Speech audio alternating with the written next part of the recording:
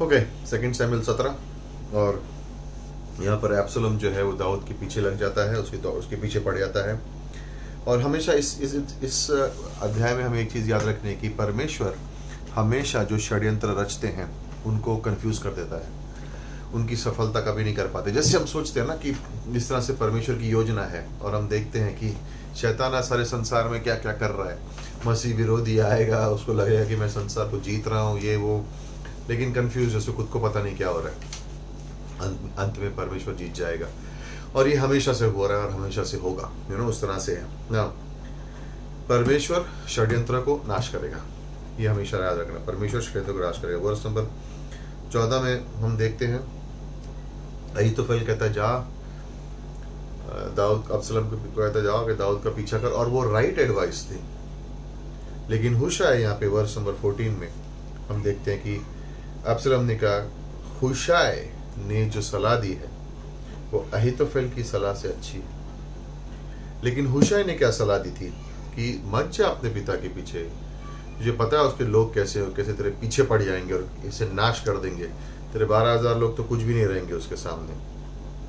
लेकिन हुशाय ने कहा कि 7वीं पंक्ति में देखते हैं, हुशाय ने अहीतोफेल से कहा, अब्सलम से कहा कि जो सलाह उसने नहीं दिया। वर्ष नंबर 8 में, तू जानता है, अब ना ये दाऊद के और उसके लोगों के जो उसके संग हैं शूरवीर, उनका जैसे गवाही, उनकी टेस्टिमनी है। देखिए क्या लिखा है कि तू जानता है तेरे पिता और उसके योद्धा कैसे हैं।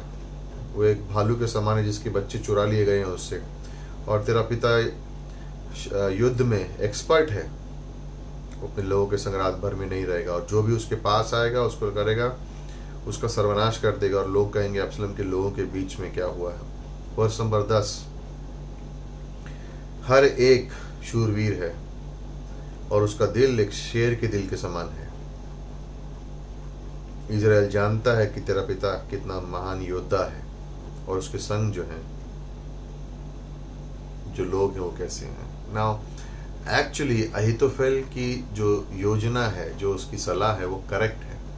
हुशाय की सलाह गलत है, लेकिन हुशाय जानता है कि वो सलाह को किस तरह से चेंज करना है ताकि दाऊद बच सके। और वर्ष नंबर 14 में अब्सलम कहता है हुशाय की सलाह अच्छी है। देखते हैं किस तरह से परमेश्वर षड्यंत्र को तोड़ता है, और परमेश्वर ने इसे अनुमति दी, परमेश्वर ने होने दिया इस तरह से।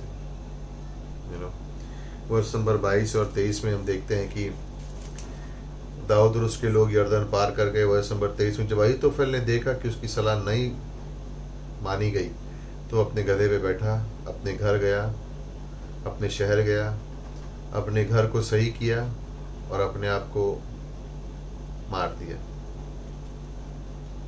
क्यों? अहीतोफेल ने ऐसा क्यों किया?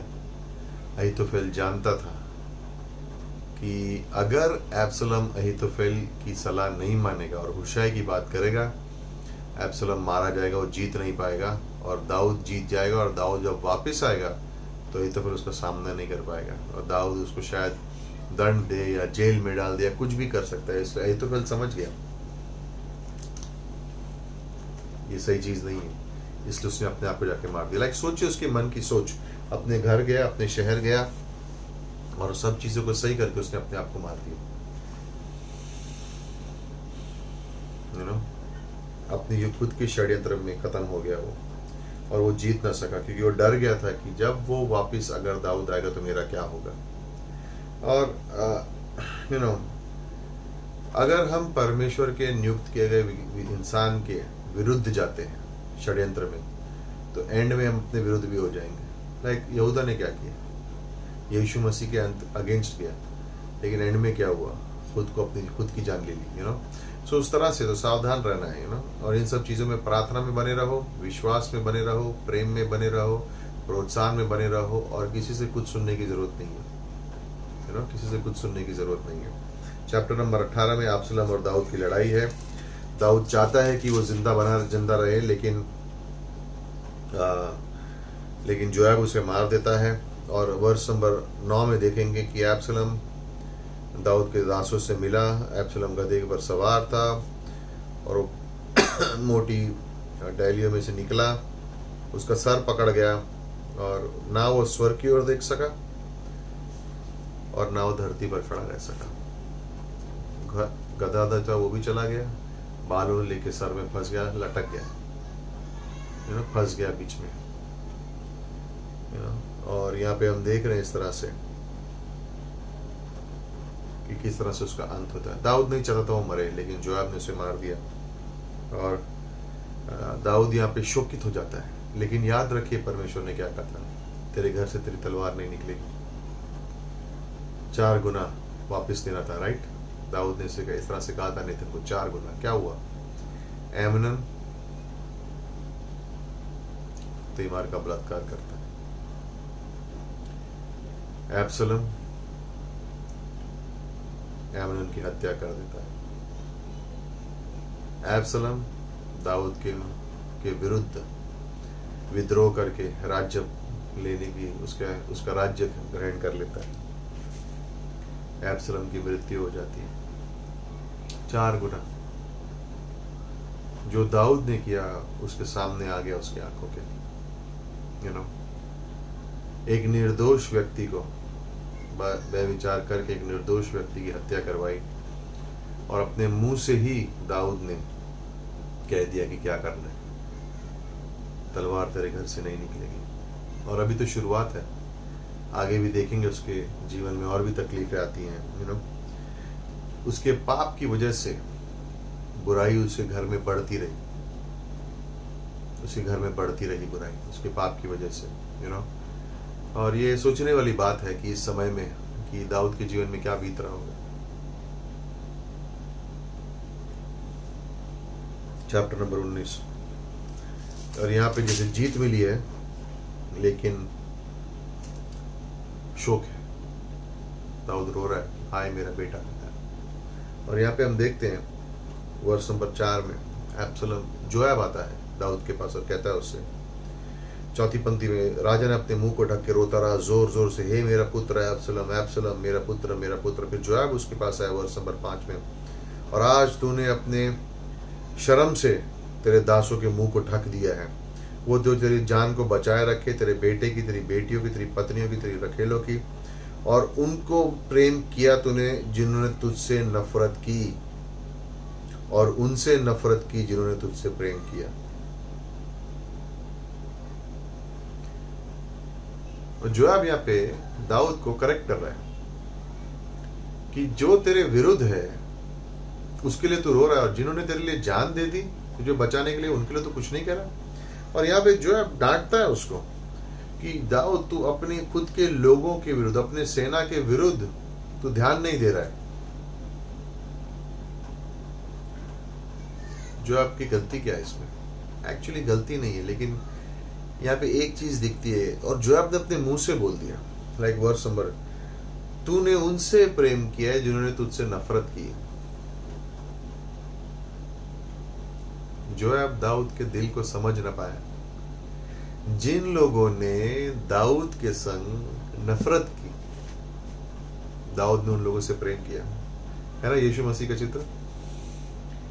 जिन्होंने उससे नफरत की और उसे क्रूस पर चढ़ाया, उनसे ही उसने प्रेम किया, उनसे, उनके लिए ही उसने कहा, पिता माफ करिए, जानते नहीं कि ये क्या कहते हैं।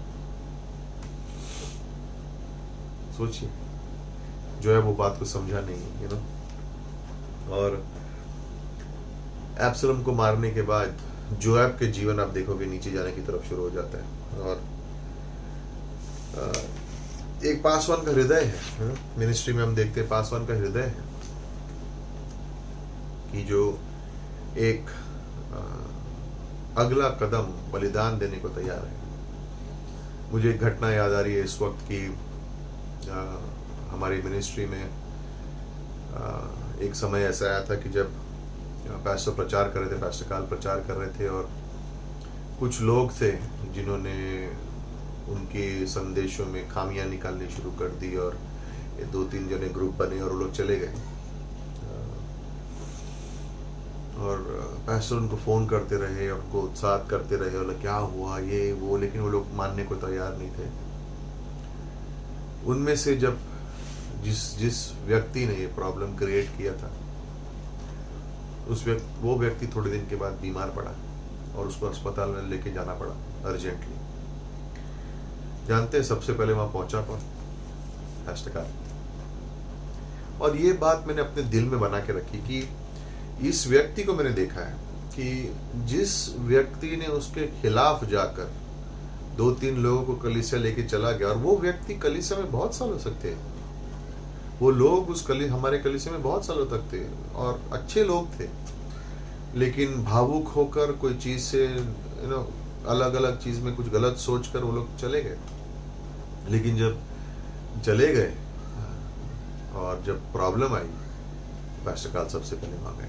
और मैं सोच रहा था उस बात को कि ये परमेश्वर का हृदय है, अपने दुश्मनों से प्रेम करो, अपने दुश्मनों से प्रेम करो और उनके संग किस तरह से बने रहना है। और ये जोआब समझा नहीं इस बात को। सो जोआब एक अच्छा लीडर है, एक एडमिनिस्ट्रेटर है, एक जनरल है, लेकिन दाऊद के दिल को कभी समझ नहीं पाया हो कि किस तरह से दुश्मनों से भी प्रेम किया जा सकता है। और क्योंकि वो दाऊद के जीवन को समझ नहीं पाया ना, तो परमेश्वर के अनुग्रह को समझ नहीं पाया। उसका पूरा जीवन अपने बारे में सोचता रहा, अपनी पोजीशन को किस तरह से बनाए रख के सोचता रहा, और उसका पूरा जीवन वेस्ट हो गया क्योंकि वो अनुग्रह को समझ ही नहीं पाया। अनुग्रह को समझ ही नहीं पाया। सो जोआब ऐसा व्यक्ति है जिसके लिए सफलता सब कुछ है, लेकिन पहले कुरिन्थियों 13:13 में क्या लिखा है? प्रेम। प्रेम, प्रेम सबसे बड़ी चीज है। प्रेम हमारी सफलता नहीं। चैप्टर नंबर 19 में दाऊद वापस आता है एक राजा के समान। शिमिया को देखते हैं हम कि माफी मांग रहा है वर्ष नंबर 13 में, पर दाऊद यहाँ पे आमासा को जोआब के बदले में एक अपनी सेना का प्रधान बना देता है। क्यों? दाऊद को पता था जोआब ने क्या किया, तो आमसा को वो राजा अपना सेना का प्रधान बना देता है। शिमिया आता है वर्ष नंबर 18 में, माफी मांगता है और दाऊद उससे कहता है, दाऊद उसको माफ कर देता है ना, दाऊद उसको माफ कर देता है, और ये उसका हृदय है। और वर्ष नंबर 22 में हम देखेंगे किस तरह से वो जाकर मेफीबोशेत जब उसके सामने आता है, तो मेफीबोशेत की भी पेंशन उसको वापस कर देता है। और वर्ष नंबर 24 में मेफीबोशेत जब आता है, उसने अपने बाल भी नहीं काटे। दाऊद समझ जाता है इसने शोकित किया और जीबा ने उसे झूठ बोला हुआ है, तो उसको माफी भी उसको दे देता है। चैप्टर नंबर 20 में दाऊद का अधिकार को फिर से स्थापित किया जाता है। दाऊद के अधिकार को फिर से स्थापित किया जाएगा। और हम देखेंगे यहाँ पे शीबा दाऊद के विरुद्ध जाता है। यहाँ पे राज्य में विद्रोह होता है, शीबा उनके विरुद्ध जाता है।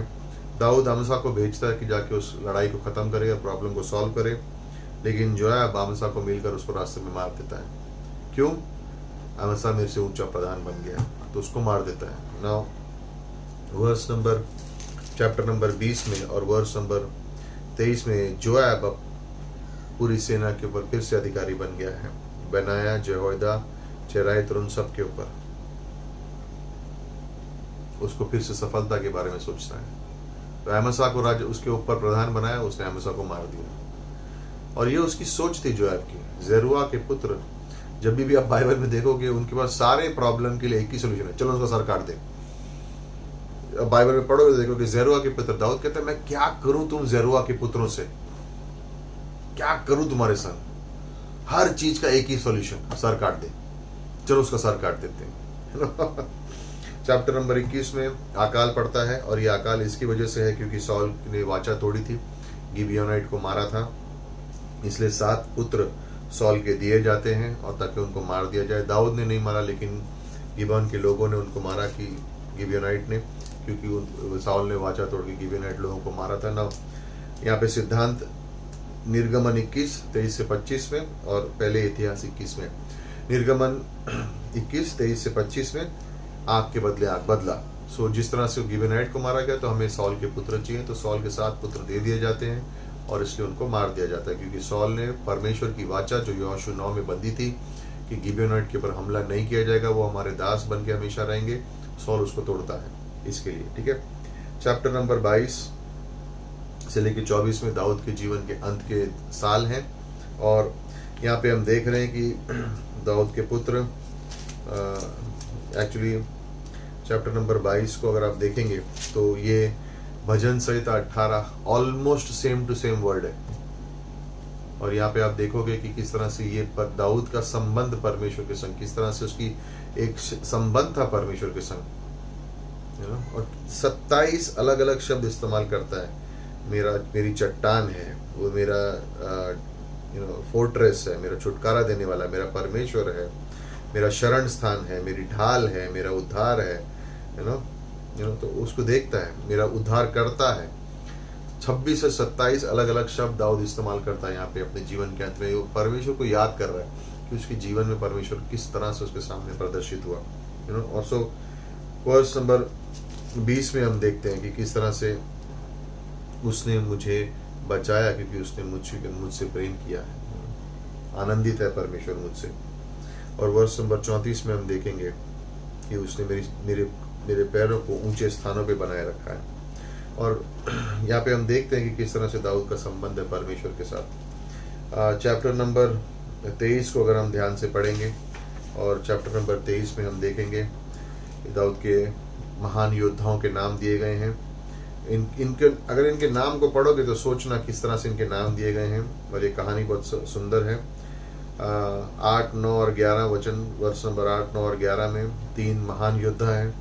वर्ष नंबर 14 में दूसरे सामुएल 5:17 की कहानी के अनुसार है, दाऊद जब आडुल्लम में है, और उद्धार के बारे में, उद्धार में उपवास के बारे में है। जोयाब का नाम इस लिस्ट में नहीं है, उसके 2 भाइयों का है, लेकिन जोयाब का नाम इस लिस्ट में नहीं है। और इसका कारण हम दूसरे राजाओं की किताब में देखेंगे। चैप्टर नंबर 24 पहला इतिहास 21वें अध्याय के ऊपर निर्धारित है। यहाँ पर दाऊद जनगणना लेता है, और यहाँ पे हम देखते हैं कि परमेश्वर का क्रोध दाऊद के विरुद्ध था, और दाऊद ने जाके लोगों का कहा कि इजराइल और यहूदा की गिनती करो ना। पहले इतिहास 21 में जब देखोगे तो उसमें लिखा है कि शैतान इजराइल के विरुद्ध खड़ा हुआ और उसने दाऊद को लालसा दी कि जाके लोगों की गिनती करना। प्रॉब्लम क्या था यहाँ पर? जोयाब वर्ष नंबर 2 में कह रहा है, राजा जोयाब से कह रहा है कि जा और लोगों की गिनती कर, डैन से लेके बर्शिबा तक, ताकि मैं जानूं कि मेरे लोग कितने। लेकिन जोयाब ने उसके कहा वर्ष नंबर 3 में, प्रभु तेरे लोगों में तुझे जोड़े 100 गुना जैसे वो हैं, पर और आंखें जो मेरे प्रभु की हैं वो देख रही हैं कि मेरा प्रभु जो है ये इन सब बातों को करना क्यों चाहता है ना। जोयाब यहाँ पे उससे कह रहा है कि तू जनगणना लेने की जरूरत क्यों है ना। प्रॉब्लम क्या था यहाँ पे? दाऊद इतने युद्ध जीत चुका है तो वो जनगणना ले रहा है, सेंसस ले रहा है, ये देखने के लिए कि 20 के ऊपर कितने लोग हैं, मतलब मेरी सेना कितनी मजबूत है, कितना हम जीत चुके हैं, कितने सामर्थ्य हैं हम लोग, और इसलिए परमेश्वर इजराइल से नाराज है, क्योंकि शैतान ने आके उनको लालसा दी, परमेश्वर ने अनुमति दी। 13 लाख लोग की गिनती हुई है यहाँ पे। और ये दिखाने के लिए क्या है कि यहाँ पर दाऊद अपनी जो सेना की सामर्थ्य है उसको नाप रहा है कि देखो हम कितने मजबूत है। 13 लाख की मजबूत उसकी सेना थी, और यहाँ पे देख रहा है कि अपने दिखाने के लिए क्या हो गया, दाऊद और इजराइल दोनों में घमंड आ गया है, दोनों में घमंड आ गया है। जब अपनी सेना की गिनती करते हो ये एक दिखावा है कि मैं कितना मजबूत हूं। और जोयाब उससे कह रहा है परमेश्वर ने तुम्हें जीत दी है, अपने आप पे निर्भर क्यों हो रहे हो। और यहाँ पे प्रॉब्लम यह है इजराइल और दाऊद के संग, परमेश्वर ने उनको जीत दी, लेकिन वो अपने बारे में कह रहे हैं कि हम जीते हैं, हम जीते हैं। दाऊद जानता था कि उसने गलती की है, और परमेश्वर उसको 3 चीजें देता है, 7 साल का अकाल, 3 महीने तेरे दुश्मन तेरे पीछे पड़ेंगे, या 7 साल की बीमारी, 3 दिन की 7 साल का अकाल, 3 महीने तेरे दुश्मन तेरे पीछे पड़ेंगे, और 3 दिन एक बीमारी होगी जिसमें लोग मरेंगे। और कि अगर हम अपने जीवन को बचाए रखें लेकिन परमेश्वर पे भरोसा करें तो कुछ मतलब नहीं है।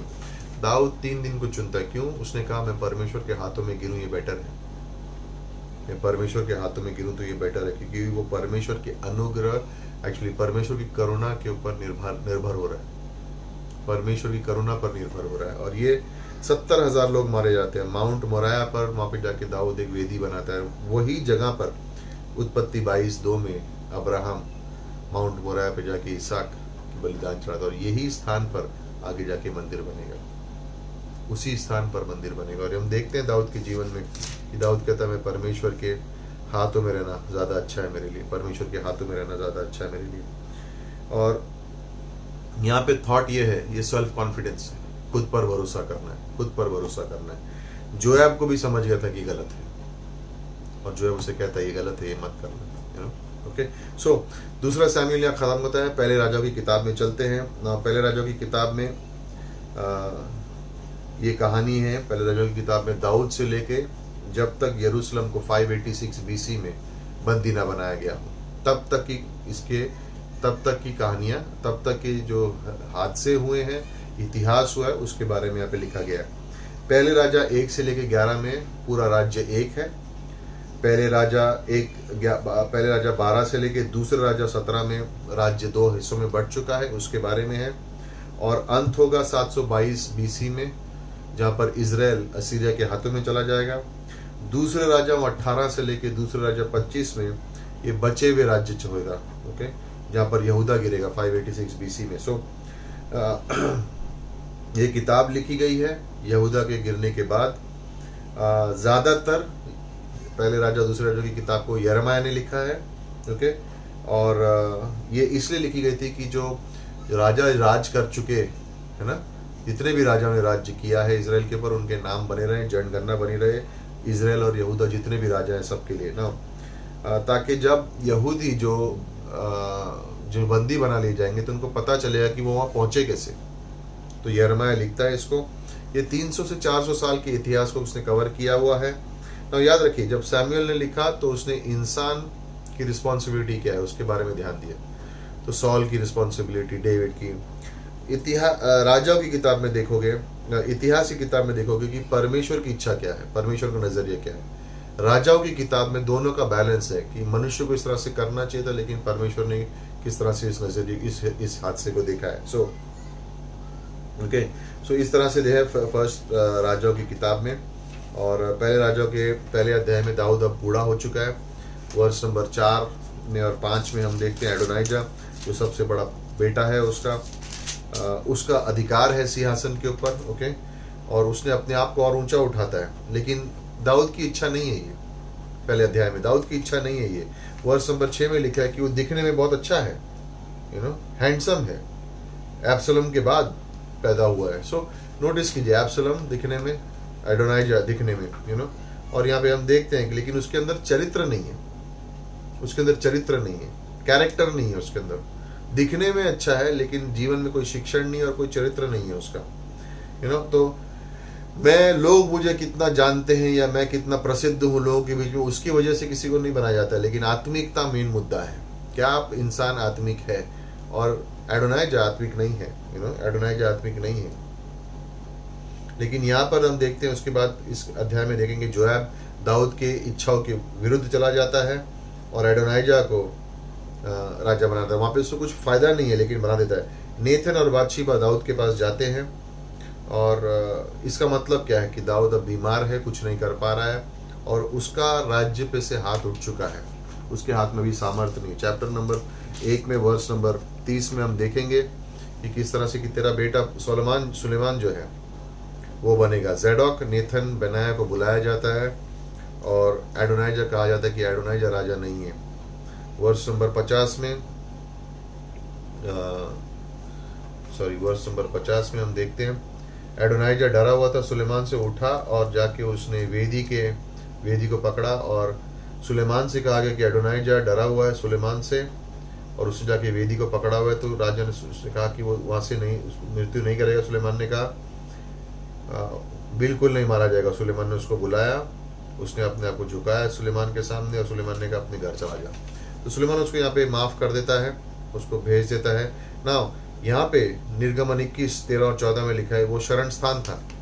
अगर आप वेदी के पास जाके उसको पकड़ लो, उसके जो साइड में लगे तो उसको पकड़ लो, लेकिन अगर आप हत्यारे हो, अगर कोई हत्यारा है तो उसको शरण नहीं मिलेगी। एडोनाइजा ने किसी की हत्या नहीं की थी, इसे उसको माफ़ कर देता है। लेकिन हम देखेंगे जोयाब जाके सेम चीज़ करता है, लेकिन वहाँ पे उसको मार दिया जाता है। चैप्टर नंबर 2 में दाऊद सुलेमान से कहता है वर्ष नंबर 3 में कि परमेश्वर की बातों में बना रहना, उसके रास्ते में, उसके मार्गों में, उसकी वाचाओं में, उसने जो कहा है हर चीज़, उसकी गवाहियों में, जो कुछ मूसा अनुसार लिखा है उसके अनुसार ही करना। वर्ष नंबर 4, अगर तेरे बेटे पुत्र रहे और तू उनके संग सच्चाई में चला अपने पूरे दिल से, अपने पूरे प्राणों से, तो इज़राइल के सिंहासन पर कोई नहीं, कभी भी खाली नहीं होगा, कभी भी खाली नहीं होगा। और हम यहाँ पे देख रहे हैं चैप्टर नंबर 2 में कि 3 लोग हैं यहाँ पे जिनके संग दाऊद कहता है सुलेमान को संभाल के रहना। जोएब, उसको मरने मत देना, वर्ष नंबर 6 में, शांति में, यानी स्वाभाविक मृत्यु मत होने देना उसकी। दूसरा बरजाली गिलियाड, जिसने दाऊद की मदद की थी, उसने कहा उसको संभालना और उसको इनाम भी देना। और तीसरा शिमिया से संभाल के रहना। दाऊद चाहता था कि उसके राज्य में शांति बनी रहे, इसलिए जोएब, शिमिया, एडोनाइजा किस तरह से उनके संग रहना है। एडोनाइजा जाता है बादशीबा के पास और कहता है अबीजा को दे दे मेरे। अबीजा दाऊद की रखेल रह चुकी है। नाउ प्रॉब्लम यह है कि अगर पहले राजा की पत्नी को तुम मांग रहे हो तो इसका मतलब है तुम कह रहे हो कि तुम इनडायरेक्टली उसके सिंहासन को मांग रहे हो। तो षड्यंत्र था। तो सोलोमन एडोनाइजा को मार देता है। ओके। और यहाँ पर जो भविष्यवाणी इलाई के बारे में की गई थी कि तेरा वंश खत्म हो जाएगा, वो यहाँ पूरी होती है। अबियातार को मार दिया जाता है, अबीदार खत्म हो जाता है, और क्योंकि वो एडोनाइजा के सहायक बनता है इसलिए। जोएब दौड़ता है, वेदी पे जाके सिंहासन उसको पकड़ता है, ये सोच के कि शरण स्थान है, लेकिन शरण की जगह नहीं है वेदी अगर तुम हत्यारे हो। जोएब हत्यारा है, सुलेमान उसको मार देता है। शिमिया को कहा जाता है यरूशलेम से बाहर मत निकलना। ये 3 तकलीफ देने वाले लोग थे और दाऊद उसको बोल देता सुलेमान को कि संभाल के रहना, क्योंकि इनको निकालेगा तो देश के अंदर शांति बनी रहेगी। शिमिया खतरनाक है, तकलीफ देने वाला इंसान है। शिमिया अपनी सीमा पार करके यरूशलेम के बाहर जाता है, सुलेमान उसको भी मार देता है। ना इन तीनों को इसलिए मारा गया है क्योंकि इन तीनों प्रॉब्लम मेकर है। एडोनाइजा कह रहा है मैं दाऊद की पहली कोई पत्नी है उससे मैं शादी कर लूंगा तो ऑटोमेटिकली सिंहासन मेरा, ठीक है, क्योंकि राजा की पत्नी से की है, बेटा सुलेमान है, मैं राजा की पत्नी से कर रहा हूँ तो यानी मैं सिंहासन पे बैठ सकता हूँ। षड्यंत्र था, मार दिया। अबियातार उसके संग था, उसको भी मार दिया। क्यों? अबियातार उसके संग सहायक बन के गया था, क्योंकि याजक उसके साथ है। और वहाँ पे इलाई को जो वाचा दी गई थी, जो वादा किया गया था कि तेरा वंश आगे नहीं बढ़ेगा, वहाँ खत्म हो जाता है। जोएब ने बहुत लोगों की हत्या की हुई ताकि वो सफल बना रहे, और एंड में उसने एडोनाइजा की तरफदारी की जो गलत था, एंड में उसकी भी हत्या हो जाती है। और शिमिया जो दाऊद को गालियां दे रहा था, माफी मांगा, लेकिन एक्चुअली उसका मन बदलाव नहीं हुआ। और दाऊद ने तीनों चीजों को कहा था सुलेमान को, इन सब से संभाल के रहना, और उन चीजों को संभाल के रखा था सुलेमान ने, और न्याय किया, बदला नहीं लिया, न्याय किया। तीनों को चीजों में जहां पे वो गलत गए और विद्रोह की जगह पे पहुंचे, वहां पर सुलेमान ने उनको मार दिया। सो ये सब चीजें देखेंगे आपकी किस तरह से अब डेवलप होंगी, और पहले और दूसरे राज्यों को हम कवर करेंगे, किस तरह से आगे बढ़ेंगे, और फिर पहले इतिहास में जाएंगे। ठीक है। सो प्रार्थना करते हैं, धन्यवाद देते हैं प्रभु इस क्लास के लिए, समय के लिए धन्यवाद देते हैं। आने वाली क्लासेस को भी आप आशीषित कीजिए, यीशु मसीह के नाम से मांगते हैं, आमेन आमेन।